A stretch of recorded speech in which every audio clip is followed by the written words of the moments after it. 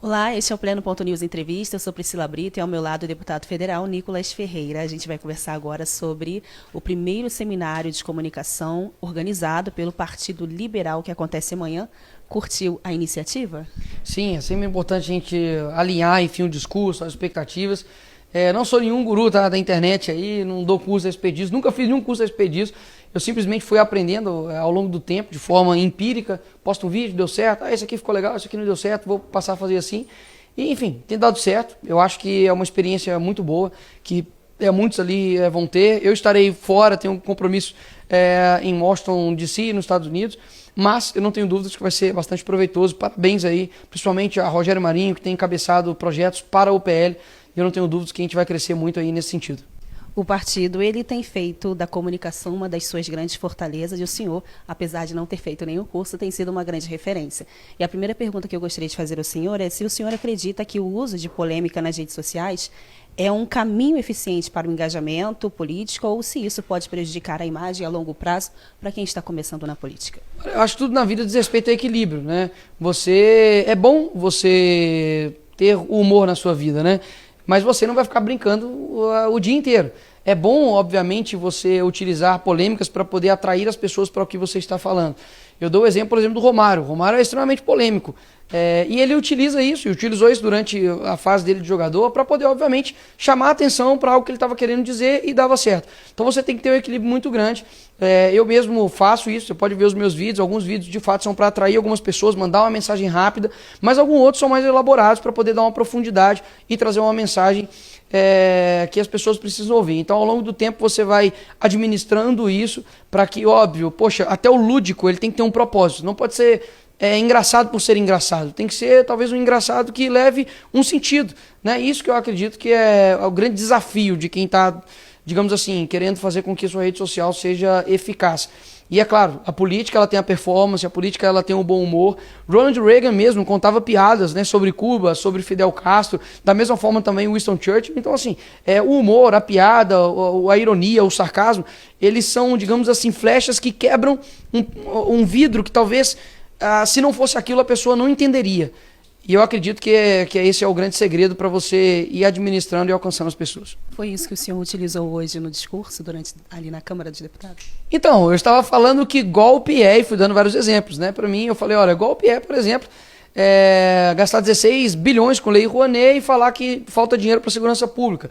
Golpe o Bolsonaro está sendo denunciado por 38 anos e o Sérgio Cabral, condenado a 400, já está solto fazendo vídeo em cima da sua cobertura no Rio de Janeiro. Golpe é meu ovo. Aí eu brinquei, né? Meu ovo, que tá caro, como café e como azeite. Então é óbvio que as pessoas vão falar assim, como assim golpe é meu ovo, Nicolas? O que você está falando? Você deixou de ser crente? Não.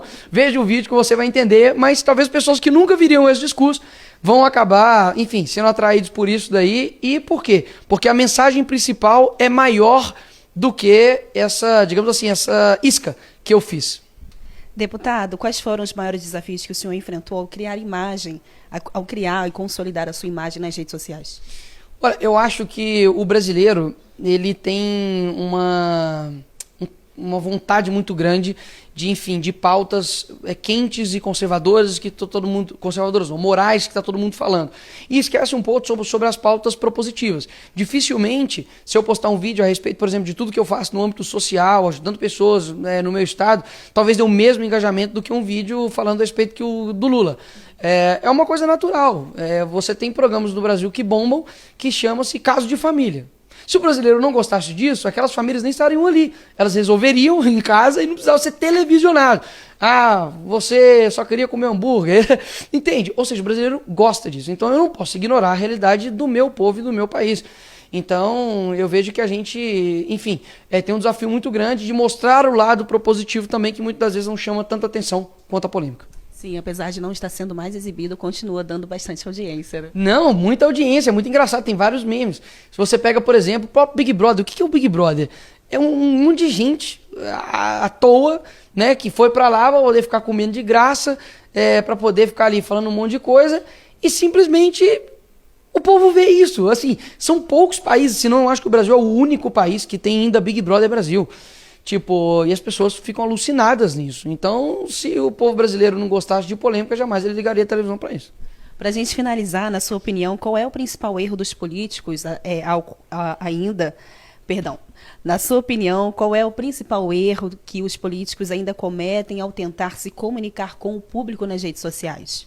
Eu acho que é tentar pregar para convertido, né? Existem pessoas que já concordam com você precisa alcançar outras pessoas. Então, eu acho que, e não como uma estratégia política, tá? Mas é porque é minha opinião. Eu acho que hoje, quando você tem uma opinião de senso comum, uma opinião equilibrada, isso é considerado revolucionário. Eu falei, por exemplo, que eu não descredibilizo um prêmio que uma pessoa ganha por conta de quem que ela vota. Como, por exemplo, a Fernanda Torres vai ganhar o Oscar. Ah, você está torcendo contra, você está torcendo a favor? Eu nunca torci para nenhum filme, então isso é irrelevante para mim. Mas eu não vou falar que ela é uma má atriz porque ela vota na esquerda. Assim também como uma pessoa de esquerda não gostar do Neymar e falar que ele joga mal porque ele votou no Bolsonaro. Percebe? Que não há nexo entre a capacidade artística de alguém e quem ela vota. Não me importa. Ah, você vai chegar pro seu médico e vai falar quem que você votou. Né? Assim, se eu for fazer a cirurgia eu vou perguntar, porque vai que, né? Mas assim, a capacidade dele, você não vai conseguir tirar isso. A pessoa pode, enfim, se for assim, você não vai poder ver nenhum filme de Hollywood, porque a maioria deles são de esquerda. Então, eu dei essa entrevista, tem que ver essa declaração. Parece que o senso comum hoje virou assim algo revolucionário. Eu falar talvez o óbvio e algo equilibrado, né? Então, eu acho que a grande dificuldade é que as pessoas só ficam falando para elas mesmas, somente para o público delas. E a gente precisa alcançar mais pessoas, que eu acho que é o foco. Esse foi o nosso bate-papo com o deputado federal Nicolas Ferreira. Muito obrigado. O primeiro seminário de comunicação do Partido Liberal acontece no dia 20 e 21 aqui em Brasília.